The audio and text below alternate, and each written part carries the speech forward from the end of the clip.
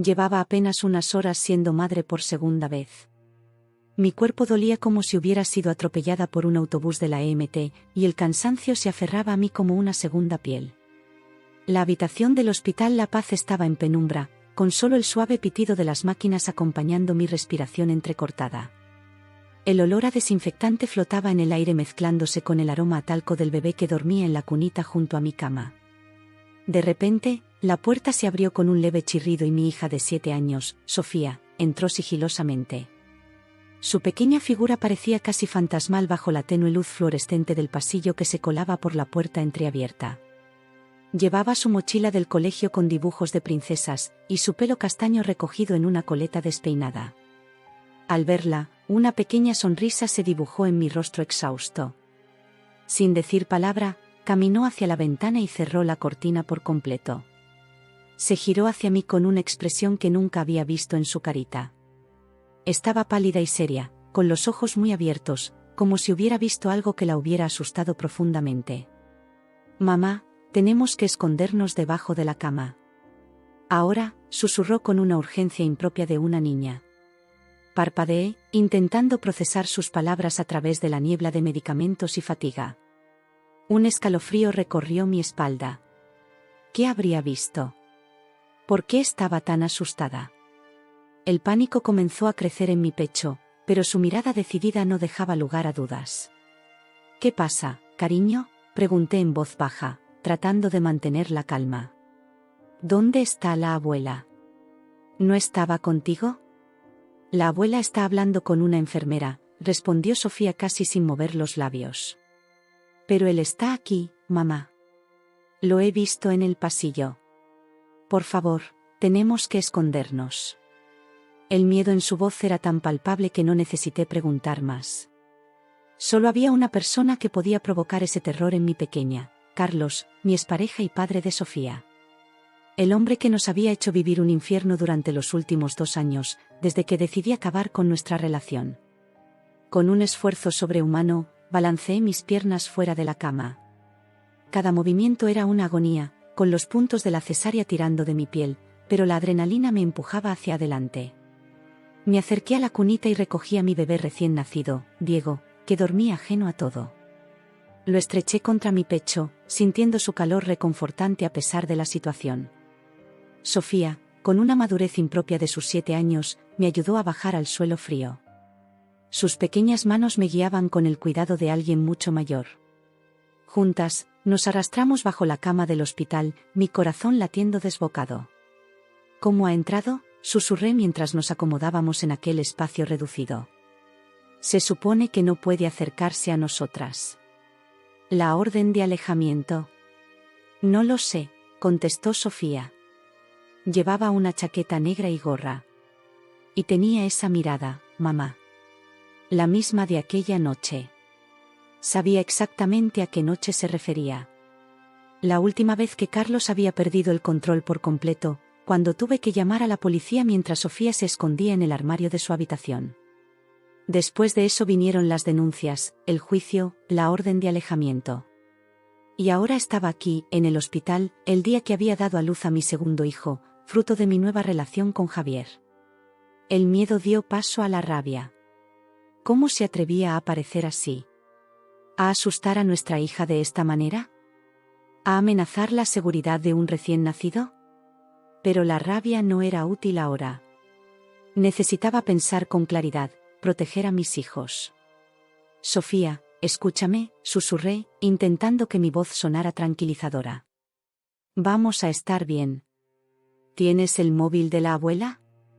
Ella negó con la cabeza. Se lo quedó ella. «Pero tengo esto». Sacó de su bolsillo un pequeño dispositivo que reconocí al instante. Era el botón del pánico que le había dado para emergencias, conectado directamente con la policía. Una oleada de orgullo me invadió. Mi pequeña, tan valiente, tan lista. Asintió como leyendo mis pensamientos y apretó el botón discretamente. Ahora solo teníamos que esperar y mantenernos ocultas. Diego se removió en mis brazos, como si sintiera la tensión del momento. Lo mecí suavemente, rogando en silencio que no despertara y comenzara a llorar. Sofía se acurrucó a mi lado, su pequeño cuerpo temblando ligeramente. Debajo de la cama, el mundo se redujo al marco metálico sobre nosotras y las baldosas frías debajo. Podía sentir la manita de Sofía apretando la mía, su contacto tembloroso pero decidido. Acuné a Diego contra mi pecho, intentando desesperadamente calmar mi respiración agitada para que no nos descubrieran. «Viene hacia aquí», murmuró Sofía, con la boca tan cerca de mi oído que casi no distinguí las palabras, pero el miedo en ellas era inconfundible. Me quedé completamente inmóvil, como si hasta el más mínimo movimiento pudiera delatarnos. El sonido de pasos resonó en el pasillo, lentos y decididos. Se detuvieron justo fuera de nuestra habitación. Contuve la respiración, rezando para que quien fuera continuara su camino. En lugar de eso, la puerta se abrió de nuevo con un chirrido que me pareció ensordecedor. Sofía, casi por instinto, colocó su pequeña mano sobre mi boca, silenciando cualquier jadeo involuntario que pudiera traicionarnos. Desde nuestro escondite, solo podía ver unos zapatos negros que se movían lentamente por la habitación. Zapatos que conocía bien. Carlos siempre había sido meticuloso con su calzado, siempre lustrado, siempre impecable. Una de las muchas fachadas que había mantenido durante nuestros 5 años juntos, antes de que la máscara comenzara a caer y el hombre que creía conocer se transformara en un monstruo de celos e inseguridades. Los recuerdos me asaltaron mientras permanecíamos ocultas. La primera vez que levantó la voz más de lo normal por llegar tarde de una cena con mis amigas. La primera vez que revisó mi teléfono mientras dormía. Los comentarios cada vez más hirientes sobre mi ropa, mi peso, mis amistades. Y luego, los empujones. Las amenazas. El control absoluto que intentó ejercer sobre cada aspecto de mi vida.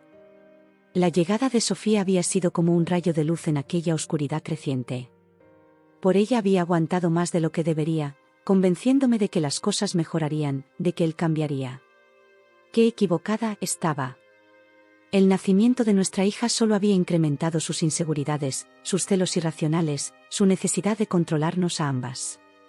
Y ahora estaba aquí, en este momento que debería ser de pura felicidad, el nacimiento de Diego, mi nuevo comienzo con Javier.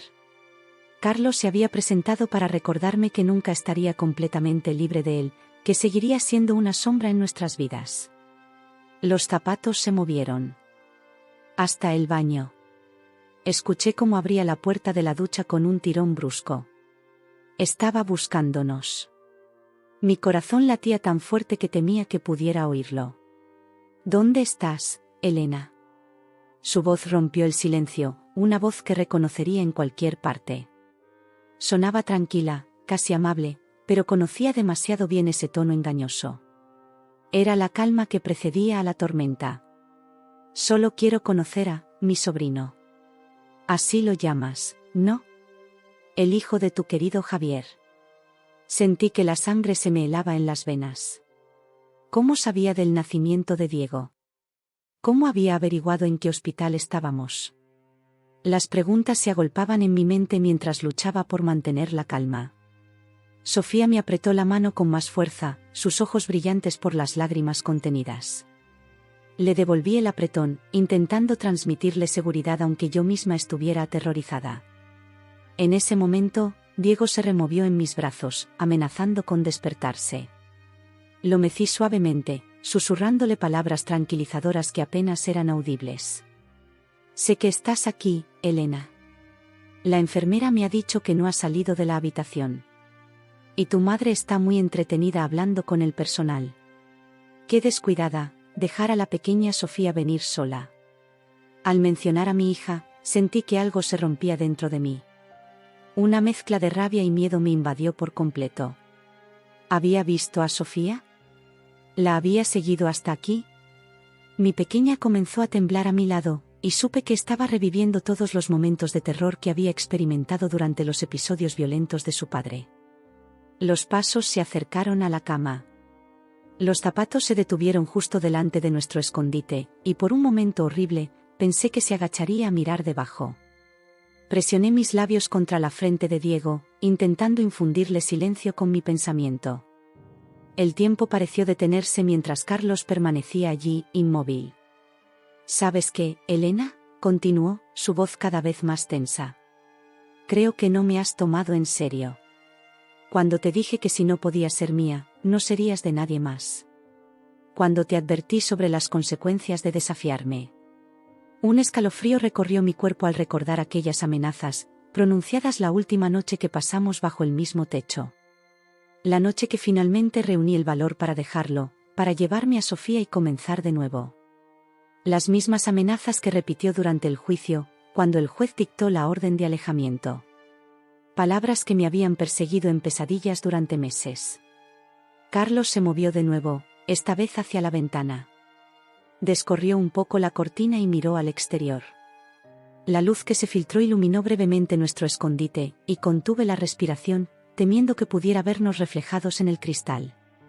Un bonito día para nacer, ¿no crees? También para otras cosas. Su tono me provocó náuseas.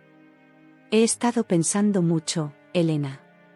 Sobre nosotros, sobre Sofía, sobre ese hombre con el que ahora juegas a las familias felices. Se acercó a la cunita vacía y pasó la mano por las sábanas pequeñas. Un gesto casi tierno que contrastaba terriblemente con la amenaza implícita en sus palabras. Siempre fuiste una cobarde, ¿sabes? Siempre huyendo en vez de enfrentar los problemas. ¿Dónde está tu valentía ahora, Elena?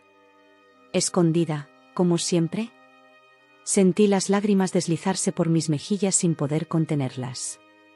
Tenía razón en algo, había huido muchas veces.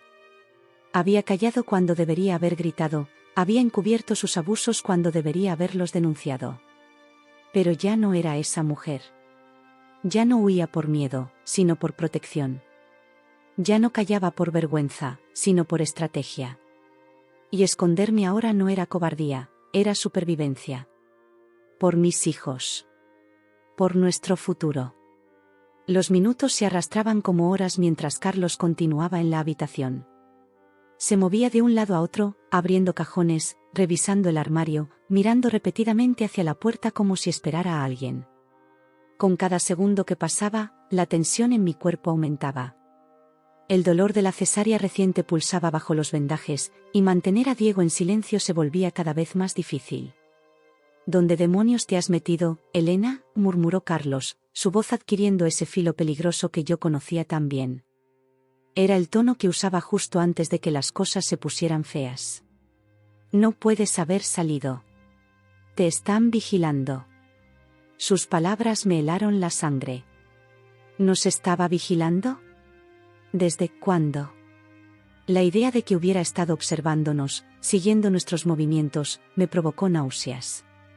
Pensé en todas las veces que había llevado a Sofía al colegio, en los paseos por el retiro con Javier, en las visitas al médico durante el embarazo. ¿Había estado allí, invisible entre la multitud, alimentando su obsesión y su rabia? Sofía apretó mi brazo y señaló hacia la puerta con un movimiento casi imperceptible de su cabeza. Al principio no entendí qué quería decirme, pero entonces lo escuché, pasos en el pasillo. Pasos rápidos, decididos. No era el andar cansado de las enfermeras ni el paso profesional de los médicos. Alguien venía con urgencia. Carlos también lo oyó. Se detuvo en seco, alerta como un animal acorralado. Lo vi moverse hacia la puerta y entreabrirla para mirar al pasillo. Lo que vio lo hizo retroceder rápidamente. «Mierda», masculló. De repente, su actitud cambió completamente. La calma fingida desapareció, reemplazada por una energía nerviosa y agresiva. Comenzó a moverse más rápido, abriendo puertas y cajones con violencia apenas contenida. Entendí que estaba buscando algo específico. Algo que pudiera usar contra nosotros. Un escalofrío recorrió mi espalda cuando sus movimientos lo llevaron junto a la mesita donde había dejado mi bolso. Lo abrió y volcó su contenido sobre la cama. Entre las cosas que cayeron estaba mi teléfono móvil. Carlos lo tomó con una sonrisa que me revolvió el estómago. Lo desbloqueó con facilidad, seguramente había observado mi patrón de desbloqueo en algún momento, y comenzó a revisarlo frenéticamente. Vaya, vaya, dijo con una satisfacción que me dio miedo. Mensajes con Javier. Fotos del bebé. Planes para cuando salgáis del hospital. Qué bonita familia habéis formado, Elena. Cada palabra estaba cargada de un resentimiento tan profundo que casi podía palparse en el aire. Vi cómo sus nudillos se ponían blancos de apretar el teléfono. Por un momento, pensé que lo rompería. Los pasos en el pasillo se detuvieron frente a nuestra puerta. Hubo un breve silencio, y luego unos golpes suaves.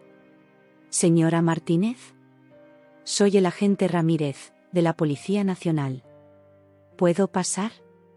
El rostro de Carlos se transformó al instante. La máscara de control se desintegró, revelando una furia tan intensa que me encogí involuntariamente en nuestro escondite. Por un terrible momento, pensé que correría a la puerta para enfrentarse al policía. En cambio, miró frenéticamente a su alrededor, buscando una salida. Sus ojos se posaron en la ventana. Estábamos en un segundo piso, no demasiado alto, pero lo suficiente como para que un salto fuera arriesgado. Sin embargo, la expresión de su rostro me dijo que estaba considerando seriamente esa opción. «¿Señora Martínez?» El policía volvió a llamar, esta vez con más insistencia. «Voy a entrar». Carlos maldijo en voz baja. Se movió rápidamente hacia el cuarto de baño, cerrando la puerta tras él justo cuando la puerta principal comenzaba a abrirse. Desde nuestro escondite, pude ver los zapatos negros reglamentarios del agente Ramírez entrar en la habitación con cautela. «¿Señora Martínez? ¿Está usted aquí?» Quería gritar, salir de debajo de la cama y correr hacia la seguridad que representaba aquel hombre. Pero el miedo me paralizaba. ¿Y si Carlos salía del baño y atacaba al policía? ¿Y si tenía un arma? Lo había visto perder el control tantas veces que cualquier cosa parecía posible. Sofía, sin embargo, no compartía mis dudas. Con una determinación que me dejó asombrada, se deslizó fuera de nuestro escondite y se puso de pie. «Estamos aquí», dijo con voz clara aunque temblorosa. «Mi papá está en el baño. Es peligroso». El agente Ramírez reaccionó con asombrosa rapidez. En un instante, desenfundó su arma y la mantuvo apuntando hacia la puerta del baño mientras se comunicaba por radio pidiendo refuerzos. Todo ocurrió en cuestión de segundos. 2 agentes más entraron en la habitación, uno fue directamente hacia Sofía para ponerla a salvo, mientras el otro se unió a Ramírez frente a la puerta del baño. «Carlos Vega», llamó Ramírez con voz firme. «Sabemos que está ahí dentro. Está violando una orden de alejamiento y agravando su situación. Salga con las manos en alto». Hubo un largo silencio. Diego comenzó a llorar suavemente en mis brazos, y me vi obligada a salir de debajo de la cama. El esfuerzo hizo que la herida de la cesárea ardiera como fuego, pero logré ponerme de pie con el bebé. El agente que no custodiaba el baño se acercó rápidamente a ayudarme. «¿Está herido?», preguntó, mirando mi estado con preocupación. «No, solo di a luz ayer», respondí con voz débil. Nos condujeron hacia la puerta, manteniéndonos protegidos con sus cuerpos. Sofía corrió a mi lado, aferrándose a mi bata de hospital como si temiera que nos separaran. De repente, un estruendo surgió del baño. El sonido de cristales rompiéndose y un golpe seco. Los agentes intercambiaron una mirada de alarma. «Está escapando por la ventana», gritó Ramírez, y se lanzó hacia el baño seguido por su compañero. Nos quedamos en el pasillo con el tercer agente, que nos condujo rápidamente lejos de la habitación, hacia la seguridad de la sala de enfermeras. Mi madre estaba allí, pálida y angustiada. Al vernos, corrió hacia nosotros y nos envolvió en un abrazo desesperado. «Gracias a Dios», sollozó. «Cuando regresé a la habitación y no os encontré, pensé». Y luego llegó la policía preguntando. No pudo terminar la frase. Las lágrimas corrían por su rostro mientras alternaba su mirada entre mi rostro exhausto, el de Sofía aún aterrorizada y el pequeño Diego que seguía llorando débilmente en mis brazos. El caos se desató en el hospital. Podíamos oír órdenes siendo gritadas, pasos apresurados, radios comunicando posiciones. Todo ello nos llegaba amortiguado desde nuestra posición segura, pero cada sonido me sobresaltaba. La adrenalina comenzaba a abandonar mi cuerpo, dejando tras de sí un cansancio tan profundo que apenas podía mantenerme en pie. Nos trasladaron a una habitación en otra planta del hospital, con vigilancia policial permanente. Mi madre no dejaba de llorar mientras mecía a Diego, y Sofía permanecía sentada en silencio a mi lado, con una madurez impropia de sus años. Yo me sentía como si estuviera viviendo una pesadilla, incapaz de procesar todo lo ocurrido. Una médica entró para revisarme. La herida de la cesárea no se había abierto, pero el esfuerzo había provocado una pequeña hemorragia que manchaba el vendaje. Mientras me cambiaba las gasas y comprobaba mis constantes, me informó en voz baja que Carlos había logrado escapar por la ventana del baño, descolgándose por una tubería exterior. La policía lo estaba buscando por toda la zona. No se preocupe, me aseguró con amabilidad. No podrá acercarse a ustedes de nuevo. Hay agentes en todas las entradas del hospital. Asentí, pero sus palabras no lograban calmarme. Conocía demasiado bien a Carlos. Si se había propuesto hacernos daño, encontraría la manera. Siempre lo hacía. Cuando la médica se marchó, me quedé mirando por la ventana. La noche había caído sobre Madrid y las luces de la ciudad centelleaban en la distancia. En momentos así, me resultaba difícil creer que allí fuera la vida continuaba con normalidad, que había gente cenando en restaurantes, paseando por la Gran Vía, riendo en los bares de Malasaña. Todo ese mundo ajeno a mi terror, a la amenaza que pendía sobre mi familia. Deberías descansar, dijo mi madre, colocando a Diego en la cuna junto a mi cama. El bebé está dormido y Sofía también debería acostarse. Pero el sueño parecía una imposibilidad. Cada vez que cerraba los ojos, veía a Carlos, su rostro distorsionado por la rabia, sus manos cerradas en puños. Sofía se acurrucó a mi lado en la cama. Aunque el personal sanitario insistió en que debía dormir en el sofá para no molestar mi herida, me negué a separarme de ella. Necesitaba sentirla cerca, protegerla, compensar de alguna manera el terror que la había hecho revivir. ¿Estás enfadada conmigo, mamá?, preguntó en un susurro. ¿Enfadada? Claro que no, mi vida. ¿Por qué iba a estarlo? Porque te dije que papá estaba aquí. Porque te obligué a esconderte debajo de la cama cuando acabas de tener a Diego. Su vocecita sonaba tan culpable que sentí que mi corazón se rompía un poco más. ¿Cómo era posible que mi pequeña se sintiera responsable de lo ocurrido? Sofía, mírame, le dije, girando su carita hacia mí. Lo que has hecho hoy ha sido muy valiente. Nos has protegido a Diego y a mí. Estoy muy orgullosa de ti. Pero la abuela dice que no deberíamos escondernos de papá. Dice que la justicia debe ocuparse de él. Suspiré. Mi madre, con toda su bondad, nunca había entendido del todo la gravedad de la situación. Para ella, Carlos seguía siendo el hombre encantador que conoció años atrás, el padre de su nieta. Se negaba a ver al monstruo en que se había convertido. A veces, cariño, tenemos que protegernos mientras la justicia hace su trabajo.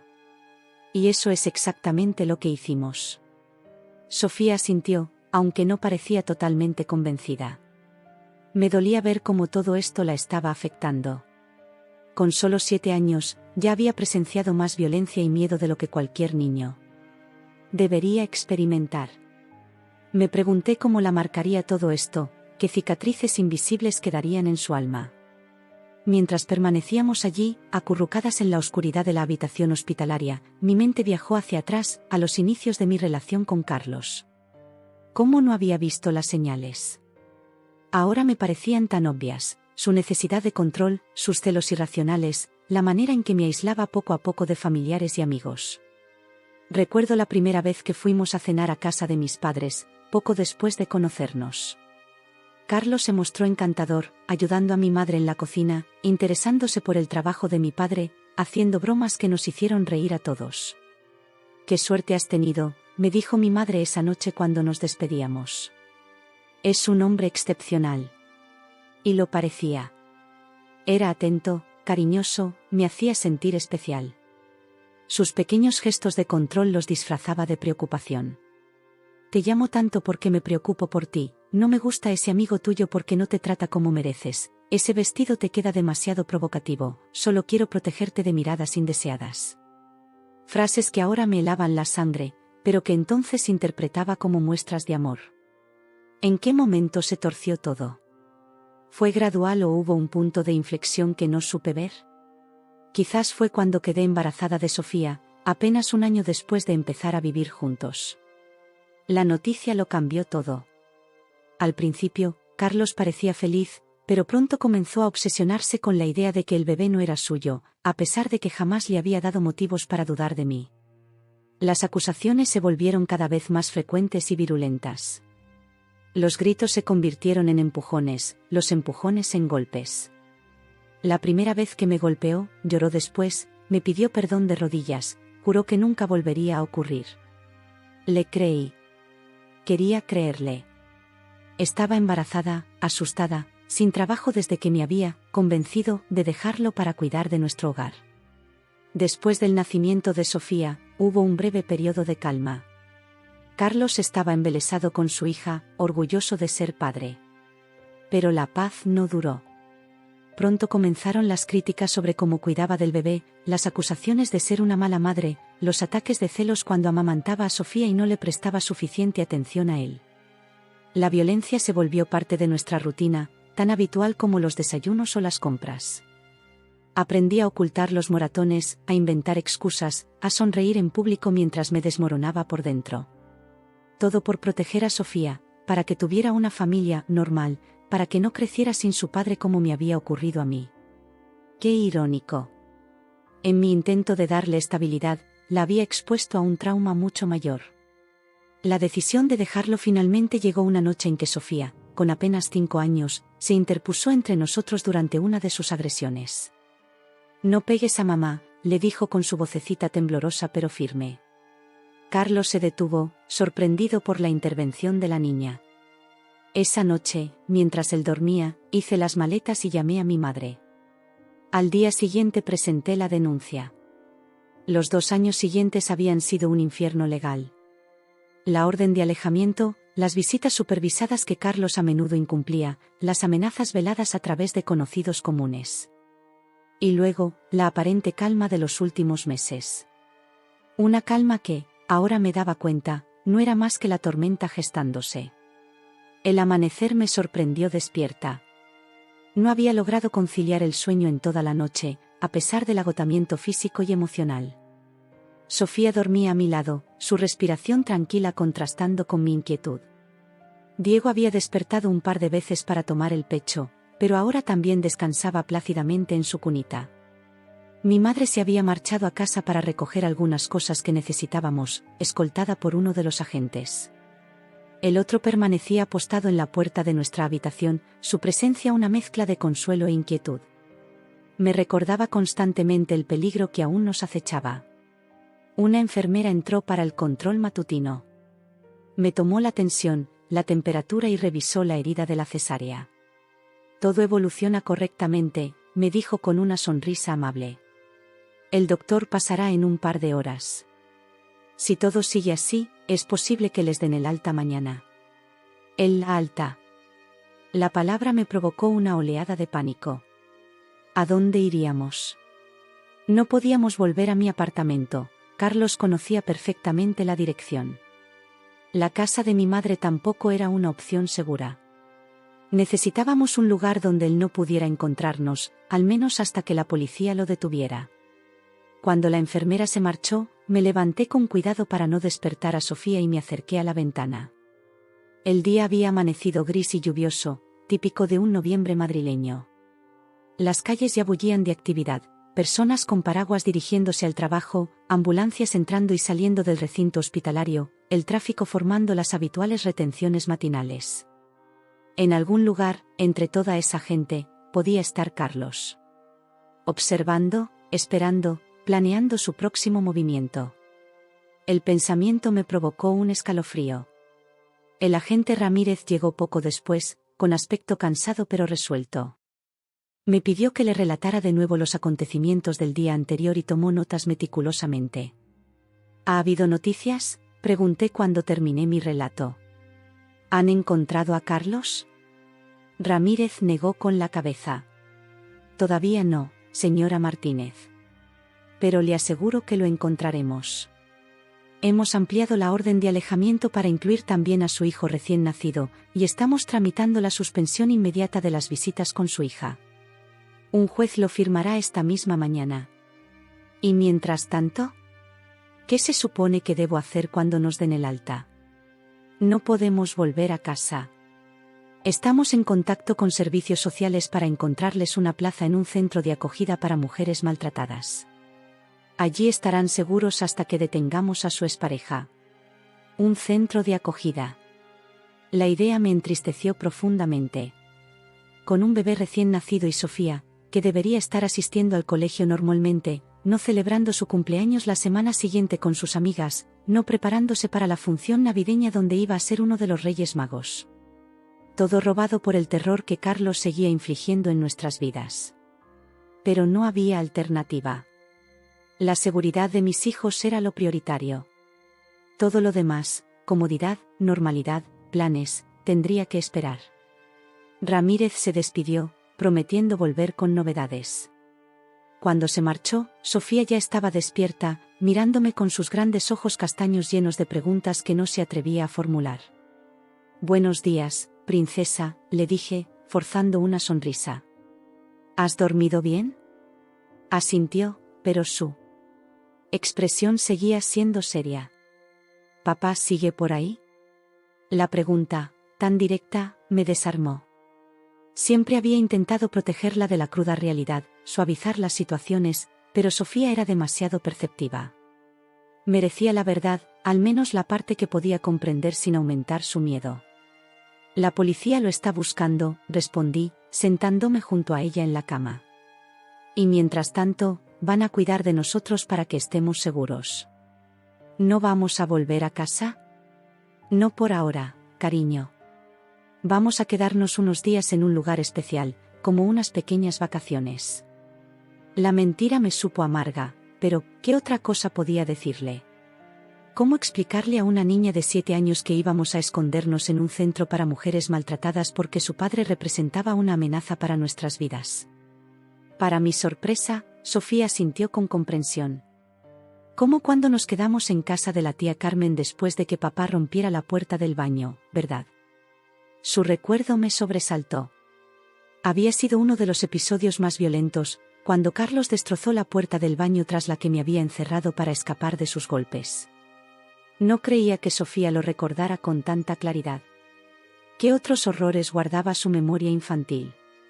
«Algo así», respondí, acariciando su pelo. «Pero esta vez será por más tiempo, hasta que todo se solucione». «¿Y mi cumpleaños?». «Es la semana que viene». «¿Podré ver a Lucía y a Martina?». El nudo en mi garganta creció. Las amigas del colegio con las que había planeado una pequeña fiesta, el pastel que había encargado, los regalos escondidos en el armario de mi habitación, todo eso tendría que esperar. «Tendremos que celebrarlo un poco más tarde, mi vida. Pero te prometo que será especial».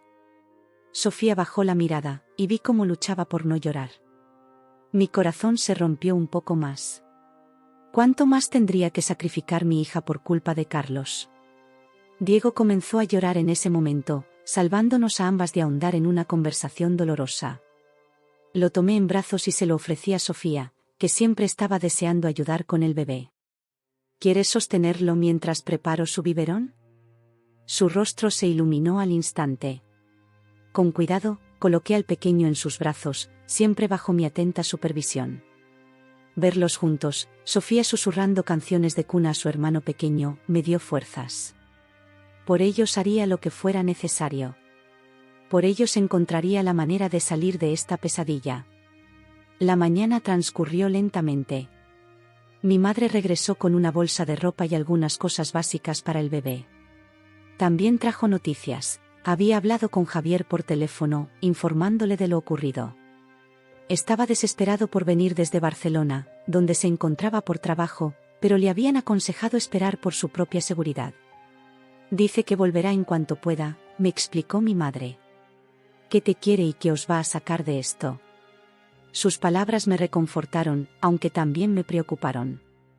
Javier era un buen hombre, cariñoso y paciente, todo lo contrario a Carlos.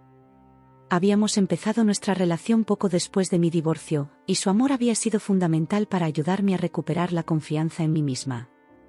Pero si Carlos lo veía como una amenaza, como alguien que le había robado a su familia, también estaría en peligro. El doctor pasó a media mañana, como había anunciado la enfermera. Después de examinarme a mí y a Diego, confirmó que todo evolucionaba correctamente. Les daremos el alta mañana si todo sigue así, dijo con tono profesional. Pero entiendo que hay circunstancias especiales. La trabajadora social pasará esta tarde para hablar con ustedes sobre las opciones de alojamiento. Asentí, agradecida por la comprensión y la discreción del personal médico. Todo el hospital parecía estar al tanto de nuestra situación, moviéndose con eficiencia para garantizar nuestra seguridad. Mientras almorzábamos, una bandeja de comida hospitalaria para mí, un sándwich que había traído mi madre para Sofía, sonó mi teléfono móvil. Lo habían recuperado de la habitación anterior, junto con el resto de mis pertenencias. El número que aparecía en la pantalla era desconocido. Con un mal presentimiento, atendí la llamada. Elena. La voz de Carlos me heló la sangre. Instintivamente, miré hacia la puerta, donde la gente seguía montando guardia. No cuelgues, o lo lamentarás. Hice un gesto a mi madre para que distrajera a Sofía, alejándola de la conversación. Ella entendió al instante y se llevó a la niña hacia la ventana, mostrándole algo en la calle. ¿Qué quieres?, susurré, conteniendo el temblor en mi voz. Quiero ver a mi hija, respondió con una calma forzada que no lograba ocultar su rabia. Y quiero conocer a ese bebé. El hijo del hombre que me robó a mi familia. Carlos, por favor. Hay una orden de alejamiento. Te estás metiendo en problemas muy serios. ¿Problemas? Su risa era áspera, carente de humor. Ya estoy metido en problemas. ¿Qué más da un cargo adicional? ¿Crees que me importa? Su tono me provocó un escalofrío. Era el mismo que había usado aquella última noche, cuando me amenazó mientras sostenía un cuchillo de cocina. El tono de alguien que no tiene nada que perder. Carlos, piensa en Sofía, intenté razonar, manteniendo la voz baja para que ni ella ni el policía pudieran escucharme. ¿Crees que le haces algún bien comportándote así? ¿Asustándola de esta manera? No me vengas con sermones sobre ser buen padre, espetó. No fuiste tú quien la apartó de mí. Quien se la llevó para formar una nueva familia con otro hombre. Quien permitió que llamara papá a un extraño. Jamás he hecho eso, protesté, sintiendo como la indignación superaba momentáneamente al miedo. Sofía siempre ha sabido quién es su padre. He respetado las visitas cuando tú las has respetado. He intentado que tu relación con ella fuera saludable a pesar de todo. Mentiras, su voz bajó de volumen, volviéndose más amenazante. Siempre has sido buena mintiendo, Elena. Haciéndote la víctima. Pero ambos sabemos la verdad, ¿no? Tú me provocabas. Tú y tus actitudes. Tu forma de mirar a otros hombres. Tu manera de contradecirme frente a todos. Las viejas acusaciones, los mismos argumentos retorcidos que había usado para justificar su violencia durante años. Una parte de mí quería gritarle, rebatir cada una de sus palabras envenenadas. Pero sabía que eso solo lo enfurecería más. Necesitaba mantenerlo tranquilo, ganar tiempo. ¿Qué quieres exactamente, Carlos?, pregunté con toda la calma que pude reunir. Ya te lo he dicho. Quiero ver a Sofía. Y al bebé. Sabes que eso es imposible ahora mismo. Nada es imposible, replicó. Solo tienes que ser cooperativa. Como en los viejos tiempos. La insinuación me revolvió el estómago. Los viejos tiempos a los que se refería eran aquellos en los que me sometía a sus deseos, cuando cedía para evitar su ira, cuando mi voluntad quedaba anulada por el miedo. Escucha, continuó ante mi silencio. Sé cómo funciona este sitio. Sé que te van a trasladar mañana a un centro de acogida. Sé incluso a cuál. El pánico me inundó. ¿Cómo podía saber eso? ¿Tenía algún contacto en el hospital? ¿En la policía? ¿Nos había estado vigilando tanto tiempo? Te propongo un trato, su voz sonaba casi razonable ahora, lo que resultaba aún más aterrador. Nos vemos hoy. En privado. Hablamos como personas civilizadas. Me dejas ver a mi hija y conocer a tu bebé.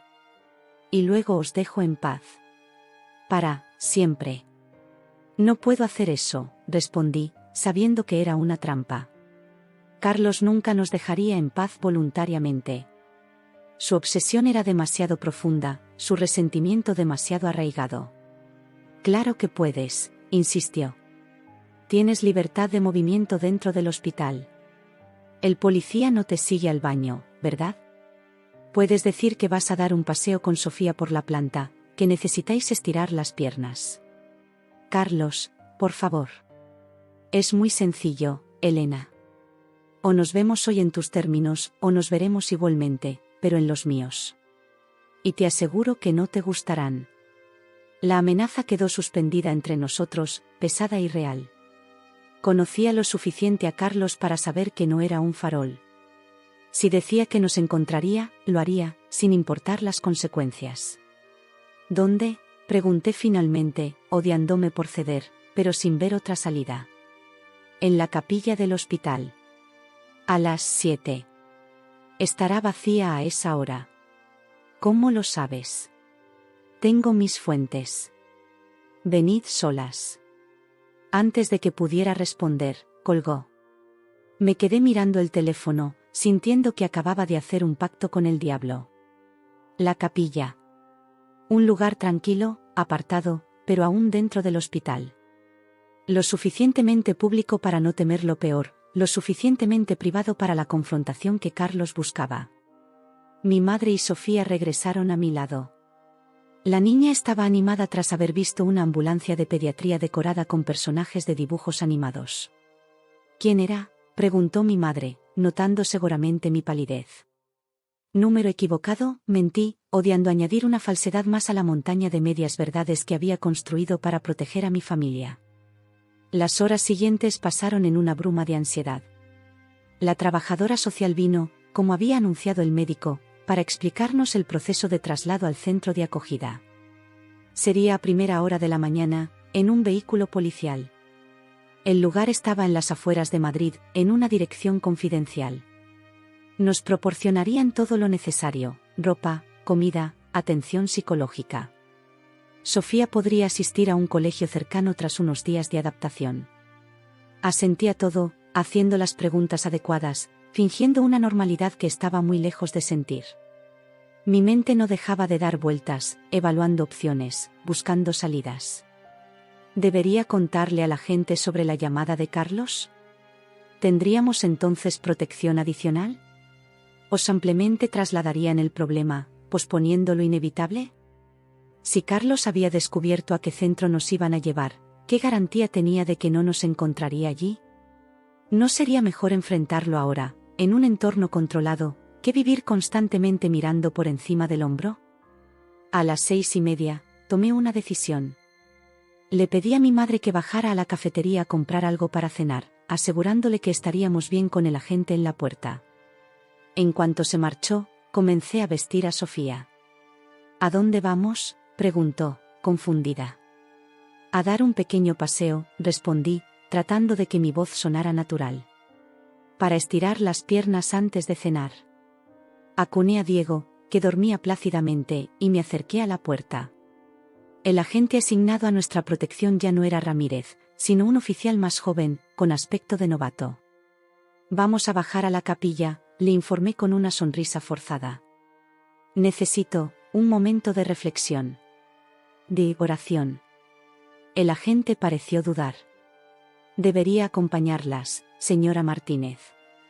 Por favor, insistí. Solo serán unos minutos. Necesito ese momento a solas con mis hijos.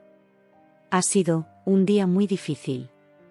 Finalmente, el joven asintió. La capilla está en la planta baja, junto a la entrada principal. Estaré vigilando desde el pasillo, si no le importa. Por supuesto, acepté, sabiendo que tendría que encontrar la manera de deshacerme de él una vez allí. Bajamos en el ascensor en silencio.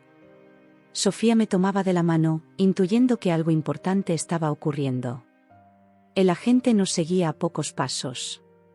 Mi corazón latía tan fuerte que temía que pudiera oírse por todo el hospital. La capilla era pequeña y acogedora, iluminada con velas eléctricas que imitaban el parpadeo de las reales.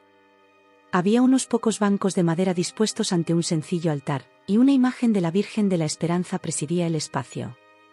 Tal como había dicho Carlos, estaba vacía. «Esperaré fuera», dijo el agente, deteniéndose en la entrada. «Gracias», respondí, y entré con mis hijos, cerrando la puerta tras de mí. No había señales de Carlos. Me senté en uno de los bancos, con Diego en mis brazos y Sofía a mi lado.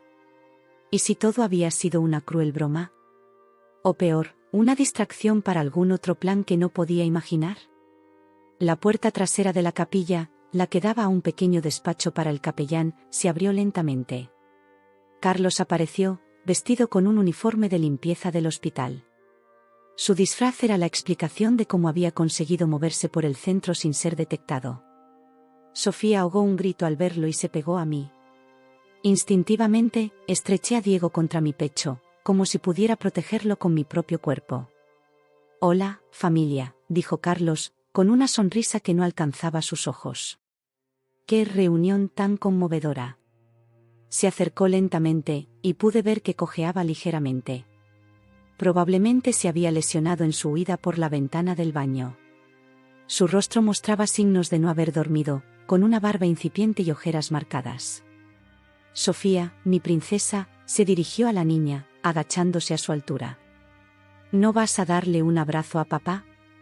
Sofía negó con la cabeza, aferrándose a mi brazo con tanta fuerza que casi dolía. Carlos frunció el ceño, visiblemente contrariado por su rechazo. «Está asustada», dije en voz baja. «¿Qué esperabas después de lo de ayer?» Se incorporó, mirándome con una mezcla de rabia y dolor. «¿Ves lo que has conseguido? Has vuelto a mi propia hija contra mí. Tú solo te lo has buscado, Carlos». Su mirada se desvió hacia el bulto en mis brazos. «¿Es ese? ¿El hijo de él?» Instintivamente, giré mi cuerpo para que no pudiera ver bien a Diego. «Se llama Diego. Y no tiene nada que ver con todo esto. Es solo un bebé inocente». «Déjame verlo», exigió, extendiendo la mano. «No». Vi cómo la ira se encendía en sus ojos, ese brillo peligroso que tan bien conocía. Durante un terrible momento, pensé que se abalanzaría sobre nosotros. En cambio, respiró hondo, como conteniéndose. «Elena, estoy intentando ser razonable. He venido a hablar, no a pelear». «¿De qué quieres hablar exactamente?», pregunté, ganando tiempo, pensando en cómo alertar a la gente que esperaba fuera sin poner en peligro a mis hijos. «De nuestro futuro», respondió, como si fuera lo más natural del mundo. «¿De cómo vamos a arreglar esto?» «No hay nada que arreglar, Carlos. Se acabó. Hace tiempo que se acabó».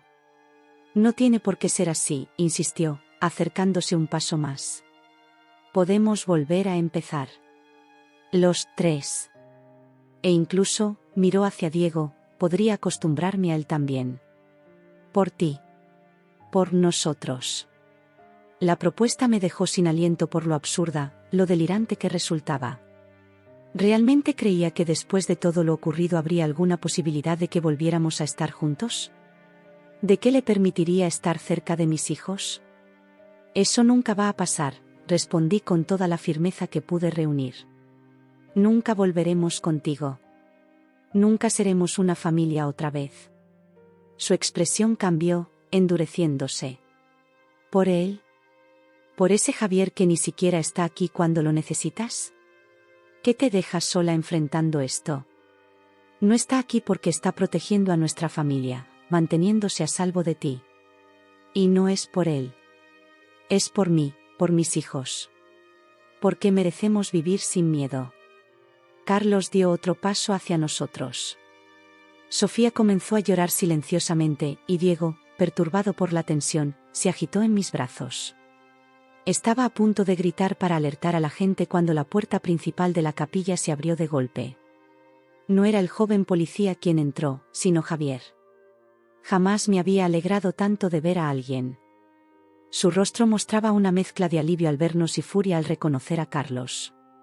«Aléjate de mi familia», dijo con una calma que contradecía la tensión en su cuerpo. Carlos se giró hacia él, la sorpresa dando paso rápidamente a la rabia. ¿Tu familia? Ella es mi mujer. Sofía es mi hija. Elena no es tu mujer desde hace años, y has perdido todo derecho sobre Sofía con tus acciones, respondió Javier, moviéndose lentamente para situarse entre nosotros y Carlos. Detrás de Javier apareció el agente Ramírez, con el arma desenfundada. Carlos Vega, queda detenido por violar la orden de alejamiento y por allanamiento. Todo ocurrió muy rápido a partir de ese momento. Carlos, al verse acorralado, lanzó un grito de rabia y se abalanzó hacia Javier. Hubo un forcejeo, gritos, el llanto de Sofía mezclándose con el de Diego. Ramírez y otro agente que había aparecido redujeron finalmente a Carlos, esposándolo mientras seguía gritando amenazas y acusaciones. Cuando se lo llevaron, el silencio cayó pesadamente sobre la capilla. Javier se acercó a nosotros, arrodillándose para abrazar a Sofía primero y luego a mí y a Diego con infinita ternura. «¿Cómo supiste?», logré preguntar entre lágrimas de alivio y agotamiento. «Tu madre», respondió. Me llamó preocupada porque había salido con los niños. Algo en su voz me alertó. Llegué al hospital justo cuando el agente joven comenzaba a sospechar que algo iba mal por el tiempo que llevabais aquí. Asentí, incapaz de articular palabras. El miedo, la tensión, todo lo acumulado en los últimos días parecía deshacerse en un torrente de lágrimas que no podía contener. «Se acabó», murmuró Javier, acariciando mi pelo. «Esta vez de verdad. Está detenido y con los cargos que acumula, pasará mucho tiempo entre rejas». Sofía nos miraba, sus ojos aún húmedos pero con una expresión de alivio que me partió el corazón. «¿Ya no tendremos que escondernos?», preguntó con una vocecita insegura. «No, cariño», respondí, besando su frente. «Ya no tendremos que escondernos más». Más tarde, de vuelta en la habitación del hospital, con mis hijos dormidos y Javier a mi lado, contemplé el camino que teníamos por delante. Sería difícil. El trauma no desaparecería simplemente porque Carlos estuviera detenido. Sofía necesitaría apoyo, terapia, tiempo para sanar. Yo misma tendría que reconstruir muchas partes de mí que se habían quebrado en estos años. Pero por primera vez en mucho tiempo, sentía esperanza. Una frágil promesa de futuro que, con cuidado y amor, podría convertirse en algo sólido y duradero.